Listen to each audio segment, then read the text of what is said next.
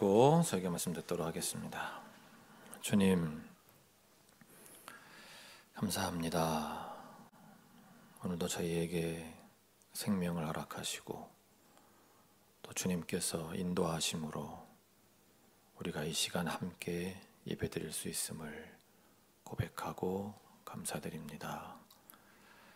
주님의 인도하심에 순종한 이들 여기 모여 있습니다. 성령과 진리로 함께하여 주옵소서. 우리의 예배 받아 주옵소서. 부족한 종 단위에 세우셨으니 이 종 붙들어 주옵소서.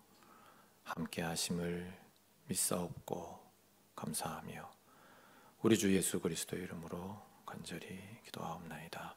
아멘. 오늘도 성부, 성자, 성령 삼위 하나님께서 우리에게 명하시는 생명의 길 위로 걷고 또 주님의 뒤를 따르는 우리 모두가 되기를 간절히 바랍니다.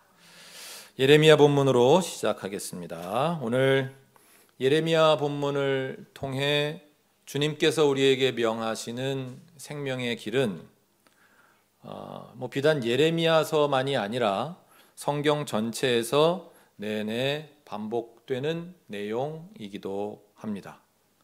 그것은 바로 사람 의지하지 말고 주님을 신뢰하고 의지하여 살아야 한다는 그것입니다. 본문 5절 주님의 말씀입니다. 나 주가 말한다. 나 주에게서 마음을 멀리하고 오히려 사람을 의지하며 사람이 힘이 되어 주려니 하고 믿는 자는 저주를 받을 것이다. 7절 그러나 주님을 믿고 의지하는 사람은 복을 받을 것이다. 8절 그는 물가에 심은 나무와 같아서. 오늘 또 다른 성서 일과로 선정된 시편 내용이 떠오르시죠. 뿌리를 개울가로 뻗으니 잎이 언제나 푸르므로 무더위가 닥쳐와도 걱정이 없고 가뭄이 심해도 걱정이 없다. 그 나무는 언제나 열매를 맺는다.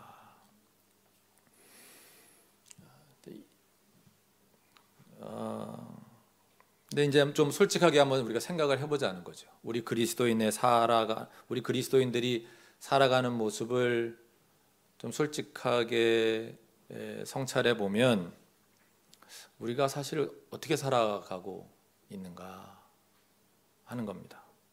오늘 예레미야 본문 그리고 시편 본문인 시일편 또 뿐만 아니라 사실은 성경 전체에서 삼위일체 하나님께서 우리 주님께서 명하시는 삶의 길, 사람들아 너희는 이렇게 살아야 한다, 그게 너희가 잘 사는 길이다 라고 하신 길은 한마디로 하면 주님을 가까이 하고 예수님을 가까이 하고 신뢰하고 의지하는 삶을 살라고 하시는 거죠.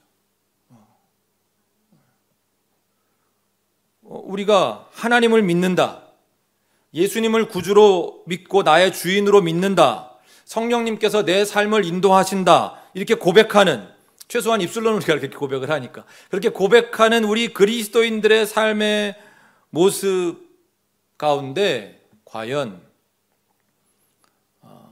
정말로 주님을 신뢰하는 그런 모습이 발견되고 있는지, 아니면 오늘 예레미야 본문 5절에서 선지자를 통해 주님께서 지적하신 것처럼 너희는 주님으로부터는 마음을 멀리하고 오히려 사람을 의지하며 사람이 힘이 되어 주려니 하고 믿고 살아가고 있지는 않은지.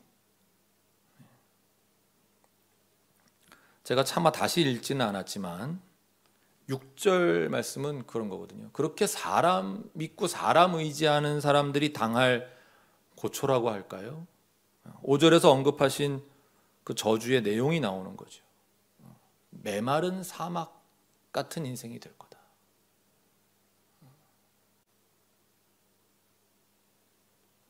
오늘 시편 본문인 시 1편은 예전에 제가 자세히 설교로 그 원어들 막 이렇게 찾아가면서 그 내용을 전한 적이 있어서 오늘은 다루지 않겠습니다. 그때 설교를 링크로 이렇게 걸어 드릴 테니까, 네, 이거는 유튜브용 화면 표시. 여기 걸려 있을 겁니다. 요쯤에 그때의 설교를 링크로 걸어 드릴 테니까 그때의 설교를 참고하기로 하시고, 시 1편은 지금은 간단하게 오늘 요지와 관련돼서만 말씀드리면, 시 1편은 시편 전체의 서막이고 말하자면 시편의 핵심 요약이라고 할 만한 그런 것이 이제 시 1편이 되겠는데, 그 시 1편에서도 분명하게 복 있는 사람, 행복한 사람, 의인, 내 삶의 모습은 이러이러한 것이다. 반대로 악인의 삶, 죄인의 삶은 또 이러이러한 것이다 라고 그 삶의 모습에 대해서 아주 부인할 수 없을 만큼 밝게 충분히 알아들을 수 있도록 시인을 통해서 주님이 제시하고 계시는데, 우리는 왜 주님을 믿는다고 하면서도 복 있는 사람의 길로 가지 않고 의인의 길로 가지 않고 오히려 악인의 길로, 죄인의 길로 가려고 하는 걸까?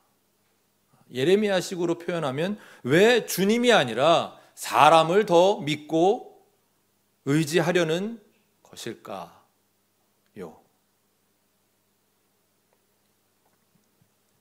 여러 가지 이유들이 있겠습니다만 오늘 좀 이제 다른 시각에서 하나 접근을 해보자면, 이제 삼위일체 하나님, 우리 주님이 눈에 보이시지 않는 것도 큰 이유인 것 같긴 해요. 볼 수 있으면 참 좋을 텐데 그분을.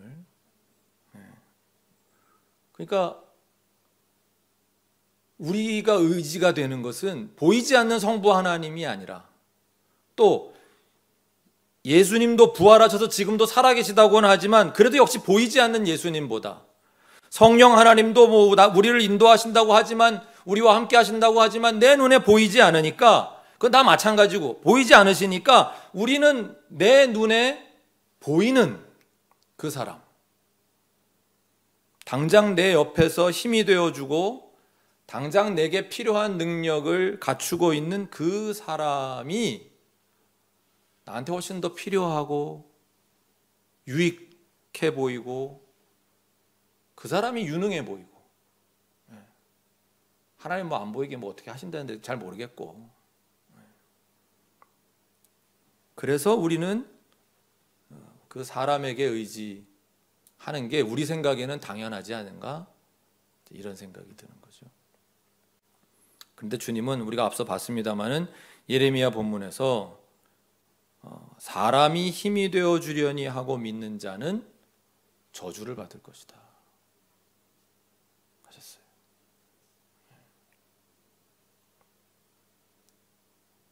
7절 8절에는 그러나 주님을 믿고 의지하는 사람은 복을 받을 것이다. 그는 물가에 심은 나무와 같아서 그 나무는 언제나 열매를 맺는다. 근데 사람을 의지하는 사람의 삶은 메마른 사막 같다 그랬거든요. 열매가 없는 거죠. 근데 주님을 의지하는 사람은 언제나 열매를 맺는다. 시 1편 본문에서도 3절에 주님의 말씀을 즐거워하는 그는 시냇가에 심은 나무가 철따라 열매를 맺으며 하는 일마다 잘 될 것이다, 이렇게 말씀을 하죠. 열매가 있는 인생이 된다는 거예요. 자, 주님께서 우리 마음을 모르셔가지고 우리는 보이는 것에 의존할 수밖에 없고 존재하는 것이 확실한 것에 마음이 끌릴 수밖에 없다는 것을 모르시지는 않을 텐데, 주님은 때로 진짜 존재하시는지 아닌지 우리 잘 확실하지 않은 것처럼 느껴질 때가 있다 보니까, 그리고 실제로 사람도 잘 만나면, 이게 대단히 중요한 전제입니다. 사람도 좋은 사람을 잘 만나면, 그런다는 가정하에, 그런다는 전제하에 진짜 엄청 도움이 되기도 하고, 사람이요 힘도 되고 그 덕분에 열매도 맺는데, 그런데 뭐 주님이 이렇게까지 험악하게 사람을 의지하면 안 된다고 겁을 주시는가? 고린도전서 15장 본문으로 가겠습니다. 요즘 수요일마다 우리가 종말론 열심히 공부하고 있습니다. 요즘에 드는 생각은 이 정도만 공부하셔도 신천지에는 안 끌려가지 않으실까, 이렇게 제가 감히 나한테 종말론 열심히 공부하고 있고, 그러다 보니까 이제 부활에 대해서 공부하고 있고, 그러느라 고린도전서 15장이 성경 전체에서 어느 한 장으로만 치면 현재까지 제일 많이 언급이 되었었는데, 어떻게 이렇게 딱 지난주하고 이번 주 성서일과가 또 고린도전서 15장을 말씀하시는, 이렇게 선정되어 있는지 이게 참 기가 막히고 코가 막힐 일이다. 참고로 말씀드리면 성서일과가 매년 똑같지 않거든요. 제가 뭐 성서일과 여기 이쯤 나올 줄 알고 제가 이게 이렇게 요한계시록 강의를 잡은 것도 아니고. 자, 어쨌든 그런데요, 우리가 이제 배운 거 좀 티 좀 내보시자고요. 오늘 왜냐면 그 공부 안 하신 분들도 계시기 때문에 공부한 사람들이 좀 티를 한번 내줘야 이렇게. 자, 수요일마다 공부하고 있는 내용을 정리를 해보십시다. 고린도전서 15장 본문이 마침 나왔으니까요. 신약 성경에서, 그러니까 예수님께서 또 사도들, 사도 바울부터 마태, 또 요한, 이런 분들의 저서에서 가르쳐 주시는 죽음에 대한 이해, 그리고 죽음 이후의 삶에 대한 이해를 종합해 보면 한마디로 죽음은 나쁜 것이다 라고 가르쳐 주셨다는 거예요. 죽음은 나쁜 것이다 라는 게 신약 성경의 분명한 메시지다라는 거예요. 죽음은 주님이 주신 생명의 풍성함을 빼앗아가는, 주님이 주신 생명의 아름다움을 빼앗아가는 나쁜 거다. 그러므로 죽음은 우리의 원수고 우리의 적이고, 근데 이 적이 이게 너무 막강한 적이에요. 그래서 누구도 죽음을 피할 수가 없어요. 그런데 우리 주 예수 그리스도의 부활로 말미암아 이 죽음은 이미 짓밟힌 적이 되어버렸다. 하나님께서 이 죽음이라는 우리의 원수가, 우리의 적이 자기 마음대로 하나님의 창조 세계를 유린하도록, 하나님이 사랑하시는 우리를 끝까지 그렇게 유린하도록 내버려 두시지 않는다. 주님의 재림, 최종 부활의 죽음은 죽으리라. 이게 성경의 메시지라는, 신약 성경의 메시지라는 거예요. 따라서 죽음 이후의 삶은 두 단계로 나눠져 있다. 이거 아주 공부하신 분들은 지난 5시간 동안 귀에 못이 박히도록 들으셨죠? 죽음은 두 단계로 나눠져 있다는 거예요. 신약 성경은 그렇게 말씀하신다는 거예요. 첫 번째 단계는 죽음을 우리가 맞이하고 나서부터 주님과 함께 거할 임시적인 거처가 있다. 임시 거처. 최종적인 부활이 있기 전까지는 우리는 그곳에서 임시적으로 머물 것이다. 이게 1단계고, 그러다가 주님의 재림, 최종 부활과 함께 그 부활에 동참하는 우리는 부활하는데 무엇으로 부활해요? 육체로 부활한다. 영으로 부활하는 게 아니에요. 영만 부활하는 게 아니야. 그러면 주님 그 무덤에 주님 갔을 때 주님의 몸이 있었어야죠. 영으로만 부활했으면. 몸으로 부활한, 육체로 부활하신다. 우리도 그렇게 부활한다. 그것은 그러나 육체는 육체이지만 변형된 육체다. 그 변형된 육체는 인간의 영이 아닌 하나님의 영에 의해 살아가는 그런 미래의 육체이고, 그 변형된 육체의 특징은 썩지 않음이다. 그랬습니다. 부패하지 않는 육체, 즉 죽음을 이긴 육체. 이렇게 죽음 이후의 삶은 두 단계로 나누어져 있다라고 우리가 배웠습니다. 그러므로 최종 부활의 의미는 하나님께서 더 이상 우리의 원수인 죽음이 함부로 우리에게 그 힘을 행사하지 못하도록 하신다는 것이다. 하나님께서 죽음을 죽이신다. 하나님께서 최종적으로 승리하신다. 고로 하나님과 함께하는 우리도 승리한다. 연합국이 승리하면 거기에 참전한 모든 연합국이 승리하는 것처럼 주님이 최종적으로 승리하신다. 이것이 우리가 배우고 있는 기독교의 종말론이다 라는 겁니다. 그러니까 오늘 본문 고린도전서 15장 말이죠. 부활에 대해 정말 많은 것을 배울 수 있어서 부활장이라고 따로 이름까지 붙여진 이 고린도전서 15장 가운데 오늘 본문 중에는 13절, 15절, 16절에서 이렇게 언급하고 계시죠. 죽은 사람의 부활이 없다면, 죽은 사람이 살아나는 일이 정말로 없다면, 15절. 16절, 죽은 사람들이 살아나는 일이 없다면. 이 부분의 말씀은 모두 이건 종말의 부활을 가리키고 있는 거예요. 부활이 있다는 거예요. 지금 사도 바울이 계속 반복해서 얘기하는 거예요. 근데 부활은 대부분의 유대인들도 믿고 있었어요. 종말의 부활은. 바로 이 종말의 부활을 지금 가리키면서 사도 바울이 하시는 말씀은 그 부활의 큰 의미가 하나는 우리의 가장 큰 원수, 가장 큰 적인 죽음을 죽이는 궁극적 승리로서의 부활이 있다는 거예요. 그 부활이 없으면 주님이 일어나시지 않았다는 거지. 최종적인 부활 이후에 더 이상 죽음은 없으리라. 그때의 부활 육체는 썩지 않는 육체, 부패하지 않는 육체, 그러므로 이것이 신약 성경이 가르치는 부활이므로 궁극적으로 우리는 승리할 수밖에 없다. 이것을 말씀하는 거. 17절부터 17절, 그리스도께서 살아나지 않으셨다면 여러분의 믿음은 헛된 것이 되고 여러분은 아직도 죄 가운데 있을 것입니다.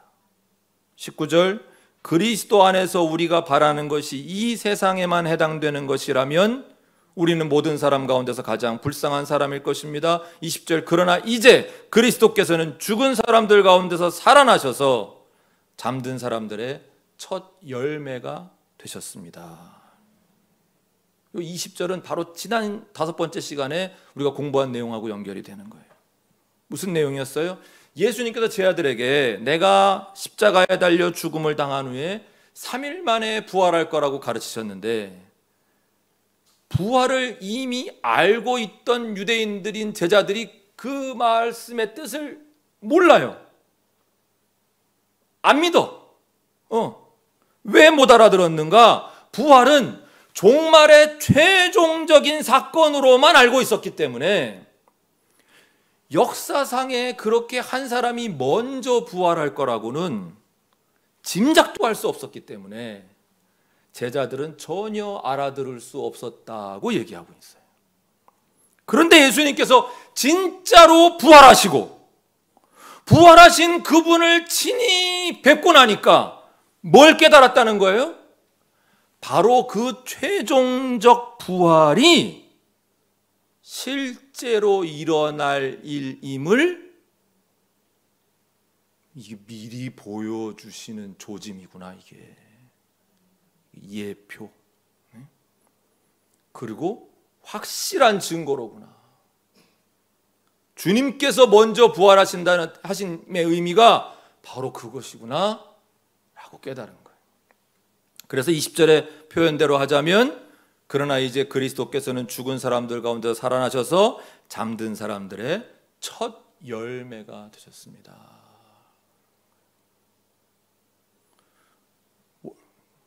예수님 십자가에 돌아가셨을 때 어떻게 됐죠? 예수님 십자가에 돌아가시니까 제자들이 하나님 나라를 다시 정의를 해서 가르쳐 주시고, 메시아가 니들이 생각하던 그런 메시아가 아니고 내가 메시아 이런 걸 막 가르쳐 주셔서 그런가 보다 하다가, 아이고 하나님 나라도 끝장났네, 저 사람이 메시아인 줄 알았는데 아니었네, 이렇게 생각하고 다 뿔뿔이 흩어지고 도망갔던 제자들이 부활하신 주님을 뵙고 나니까 이제 확신이 생긴 거예요. 주님이 부활하신 그 사건의 의미가 우리가 최종적으로 참여할 그 부활, 그 최종 승리를 가리키시고 있고, 그 일이 반드시 일어날 것임을 확실하게 보증하는 사건인 것이구나. 최종적으로 정말 부활이 있겠구나. 최종적으로 우리가 승리하겠구나. 여러분, 우리가 어떻게 안식일을 토요일이 아닌 일요일로 바꿔서 지키게 될 수 있었겠어요? 아니, 수천 년간 지켜오던 그 안식일을 토요일이었는데 그 유대인들이 주님이 부활하신 요일이 일요일이라 이 날을 주님의 날 주일로 지켜오는 것이죠. 이 날의 의미가 바로 이거예요. 매주 주일이 돌아올 때마다 우리는 주님과 함께 죽음마저 이길 사람들이 바로 여기 모인 우리로구나. 이거를 재확인하는 의미가 있다는 말씀이에요. 우리에게 이제 곧 다가와요. 부활절이 4월. 그 부활절의 의미가, 그리고 매주 첫날인 일요일을 주일로 지키는 이 날의 의미가 바로 그런 날인 것이로구나. 최종적으로 우리는 주님과 함께 승리하리라. 이걸 알고 우리가 구별되게 지켜가십시다. 얼마나 좋아요. 그런데 다른 종교들은, 그리고 사람들의 철학이라든지 아니면 가치관이라든지 굉장히 그런 어떤 깊이가 있는 그런 것들이라 할지라도 그 어디에서도 죽음을 이길 수 있다고는 상상조차 해본 적이 없어요. 우리가 그걸 본 거잖아요. 고대 이교들의 이걸 보면서 공부하면서 그 누구도 죽음을 이길 수 있다고는 생각해 본 적이 없다고. 오직 유대교와 기독교에만 부활 사상이 있는 거예요. 당연하겠죠? 왜? 유대인들도 구약 성경을 가지고 있었으니까. 물론 거기서 문제 있는 부분은 예수님이 다시 이제 수정하신다는 거 이제 우리 지난주에 봤지만은, 그래서 사람들은 그 전까지 무슨 생각을 한 거예요? 유대인들이 참 창의적인 민족이구나. 그래서 다른 민족들은 다 부활을 상상도 못했는데, 상상도 못하던 그 독창적인 사상을 만들어냈구나 라고 생각할 수 있겠지만은, 주님은 부활 사건을 통해서 이게 단순히 이게 사상에 그치는 일이 아니라고 하는 거예요. 정말로 일어날 일임을, 최종 부활이 말이죠. 그래서 만유의 주이신 하나님의 뜻이 어디에 있는지, 하나님께서 결국에는 어떻게 하실 것인지를 아주 분명하게 보여주신 사건이 이 부활 사건이다 라는 거예요. 그리고 그 부활 사건이 과학적으로는 잘 믿어지지 않는데, 어떻게 죽었던 사람이 되살아나지? 잘 믿어지지 않는데 도대체 어떻게 된 거지? 하는 걸 지난주부터 우리 공부하고 있는 거고, 아무튼 이런 거죠. 너희 사람들은 죽음을 이길 수 있을 것이라고는, 죽음을 이길 것이라고는 상상도 할 수 없기에 그 죽음을 여러 철학자들이, 여러 종교가 뭐 아름답게 포장도 해보고, 죽음은 옆집으로 이사 가는 것일 뿐이야, 아니면 자연으로 그냥 돌아가는 거야, 뭐 이렇게 애둘러서 죽음에 대한 공포와 두려움을 가려도 보고 뭐 이러느라고 머리를 짜내라고 애를 쓰고 있지만, 아니 그건 사실 너희 인간들이 여전히 죽음에 대한 두려움에서 벗어나지 못하고 있음을 드러낼 뿐인 것이고, 지금 예수님께서 또 신약 성경에서 사도들이 하시는 말씀은, 나 주님을 믿느냐? 그렇다면 너희는 더 이상 죽음으로 인한 두려움으로 사로잡히지는 않을 거다라는 거예요. 왜? 여전히 우리의 원수인, 우리의 적인 죽음을 뭐 달가워하거나 좋아할 수는 없겠지. 다가오면 피하고 싶겠지. 그래도 나 주님께서 궁극적으로는 그 죽임을 죽이실 것임을, 그 죽음을 이기실 것임을 믿게 되었으니까. 주님의 뜻은 궁극적으로는 우리의 원수인 죽음을 죽이시는 데에 있습니다. 그리고 새 하늘과 새 땅을 오게 하심으로 여기에 하늘과 땅을 새롭게 회복하심이, 창조의 영광을 회복하심이 그분의 뜻입니다. 그것이 부활의 의미라는 것입니다.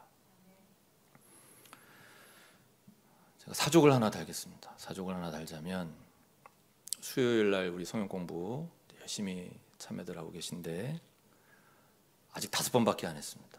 이번 주 6번째라고 그랬잖아요. 그리고 이제 한 주 또 쉬기도 합니다. 아직 늦지 않았다 이 말입니다. 우리 교회 유튜브 채널에 다 있어요. 다 있으니까 우리 모든 성도님들이 꼭 들으시면 좋겠다. 교재를 구입하셨어. 네. 저한테 한 푼 떨어지는 거 없습니다. 이 교재 구입하신다고. 네. 그래서 제가 책을 안 써요. 왜냐하면 제가 책을 쓰고 교재로 하자고 그러면 여러분들이 에휴 목사님 책 팔아먹으려고 그러나 보다 이러실까 봐 제가 책을 그래서 안 쓰는 거예요. 자, 그냥 저보다 훨씬 훌륭한 분이 아주 세계적인 학자가 본인 나름으로는 굉장히 쉽게 쓰신다고 쓰셨는데 상당히 쉽지만은 않은 그 책을 교재로 하고 있는데, 그러니까 여러분이 강의를 좀 들으시면서 그 책을 충분히 잘 이해하셔야 돼요. 왜냐하면 다 우리 교회 식구들인데, 우리 공동체 식구들인데, 이 중에 지금 태반은요 한 100분은 지금 공부하고 계세요. 네, 조회수를 보면 뭐 다시 보신 분들도 있겠지만 다시 보셔도 처음부터 끝까지 다 들어야 조회수가 올라가는데 그렇게까지 다 들으시는지 모르겠는데 하여튼 거진 100분은 수강을 하고 계시어요. 그분들은 지금 뭘 배우시는 거예요? 예수님께서 또 신약 성경에서 가르치신 종말에 대해서, 부활에 대해서, 하나님 나라와 메시아 그리스도에 대해서 지금 정확하게 알아가고 있으시단 말이에요. 그런데 누구는 같은 공동체 안에 있는데 여전히 거기에 대해서 잘 몰라. 여전히 혼란 가운데 있어요. 여러분, 혼란 가운데 신앙생활 하시면 이단에 섞기도 쉬워요. 제가 아까 서두에 잠깐 말씀드렸지만 이 부활에 대한 것만, 종말에 대한 것만 확실하게 아셔도 이단이 여러분들한테 배우려고 그럴 거예요. 아유, 선생님 말씀 들어보니까 그런 것 같네요. 또 이렇게. 그래서 제가 강력하게 권면드리는 거니까 꼭 그 첫 번째 강의부터 천천히 공부를 하시면 좋겠다. 우리가 예수를 평생 믿는데 최소한 예수님이 뭐라고 하셨는지, 사도들이 뭐라고 하셨는지 그건 알고, 그리고 이제 한 2세기 말부터 끼어들어온 뭐 이렇게 플라톤적인 사상들이 우리 기독교 안에 있어요. 그거 뭐 이단이라고까지는 얘기 안 하니까 그건 어쨌든 예수님이 하신 말씀은 아닌데 우리 기독교 안에 있구나. 뭐 이걸 분간은 할 수 있어야 되잖아요. 우리가 내가 뭘 믿든지 간에. 그래서 여러분들 그 1강부터 천천히 공부하시면서 저 혼자 공부하면서 열심히 따라가고 있어요 이렇게 사무실로 알려주시면 그분도 제가 수강하시는 걸로 쳐드릴게요. 우리 지금 열심히 공부하는 분들 괜찮죠? 왜냐하면 뭐 우리가 공부해가지고 우리만 뭐 시상 받고 뭐 이렇게 하려고 하는 게 아니라 지금 너무 중요한 걸 공부하고 있으니까 굉장히 중요한 공부라 그렇습니다. 여러분, 정말 우리의 인생이 달라질 수도 있어요. 달라질 수도 있는 그런 공부입니다. 자, 이제 결론에 거의 다 왔습니다. 오늘 우리는 이런 질문을 가지고 시작했습니다. 왜 주님을 믿지 않는 것이, 왜 그분을 신뢰하지 않는 것, 그분을 의지하지 않는 것이 문제가 되는가? 왜 주님이 아니라 사람을 의지하는 것이 내게 저주가 되는 것인가? 주님은 쪼잔한 신이라 자기를 믿지 않는 나에게 저주를 퍼붓겠다는 것인가? 아니요, 여러분, 그런 거 전혀 아닙니다. 이 저주는요, 그냥 우리가 그 저주의 길로 가는 거지 주님이 우리에게 저주를 퍼부으시는 게 아니에요. 왜 그래요? 왜 그래요? 궁극적으로 주님은 우리를 살리시지만 사람은 우리를 살릴 수 없기 때문에 그래요.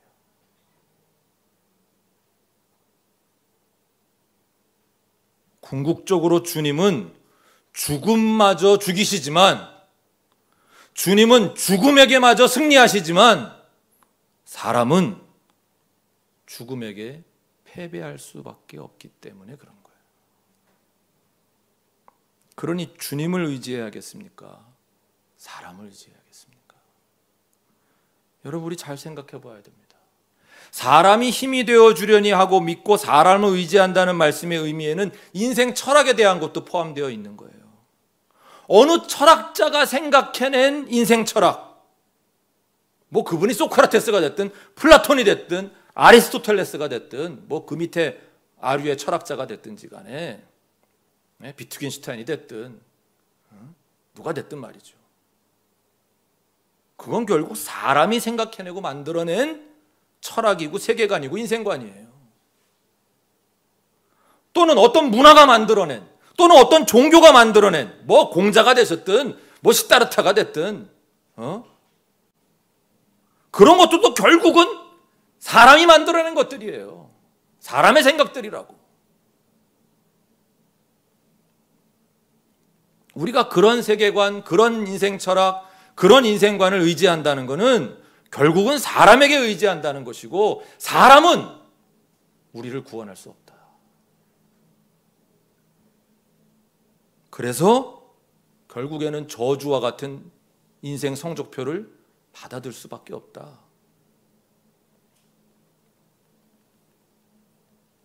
주님으로부터 비롯되지 않았기 때문에. 아까 잠깐 말씀드렸죠. 부활 사건은 부활하셔야만 그분이 신으로 인정받을 수 있는 그런 사건도 아니었어요. 그러니까 신으로 인정받고 싶으면 부활 아닌 뭐 다른 걸 보여주셨어야 돼요. 그럼에도 불구하고 하나님께서 굳이 예수님을 일으켜 세우신 것은 최종적으로 부활이 반드시 있다는 걸 보여주시는 거거든요. 그걸 가리키시는 거거든. 그렇다면 이거는 인간이 만들어낸 사상하고는 근원적으로 다른 거다. 근원적으로 다른 거다.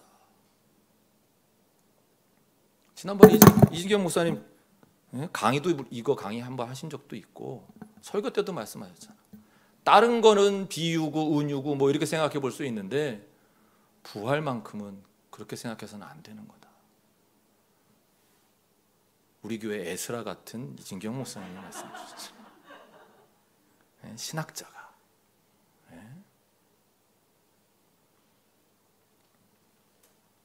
궁극적으로 결론적으로 네 인생이 어떻게 되겠냐?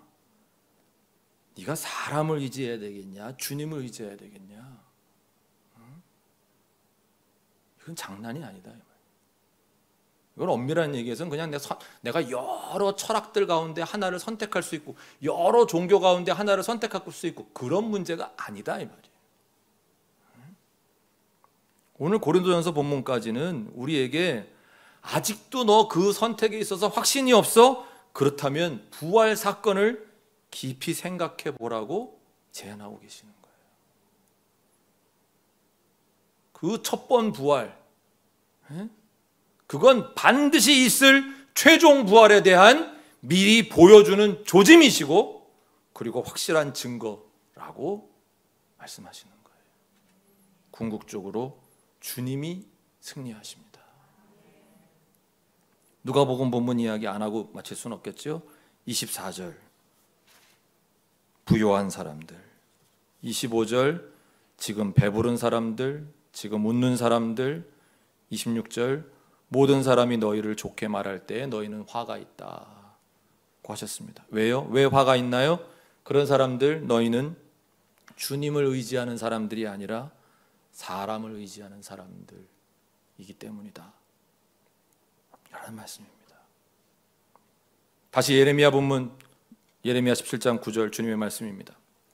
만물보다 더 거짓되고 아주 썩은 것은 사람의 마음이니 누가 그 속을 알 수 있습니까? 여러분, 사람의 사상은 아무리 훌륭해 보여도 결국 여기에 기반하는 거예요. 썩어 있는 것에서 기반하고 있는 거예요. 거짓된 것에서 기반하고 있는 거예요. 그리고 우리 스스로도 좀 기억을 해야 돼요. 내 마음도 그렇겠구나. 내 마음도 그렇겠구나. 근데 이건 옆에서는 얘기하지 못해요. 제가 참 제 마음이 썩었습니다. 죄인입니다. 해도 옆에서 그래 너 진짜 마음이 썩었어. 이러면 열받는 거기 때문에 옆에서 말 못해요. 저도 말 못해. 스스로 생각해야 돼. 스스로 기억을 해야 돼요. 내 마음도 만물보다 더 거짓되고 썩어 있겠구나. 나는 잘못되었을 리가 없어 라고 스스로 속이시면 안 돼. 10절, 각 사람의 마음을 살피고 심장을 감찰하며, 이 심장이 이제 이 고대 세계 분들은 여기서 생각한다고 생각한 거잖아요. 각 사람의 행실과 행동에 따라 보상하는 이는 바로 나 주다. 여러분, 누가 세상의 주인이십니까? 사람입니까? 주님입니까? 기도드리겠습니다.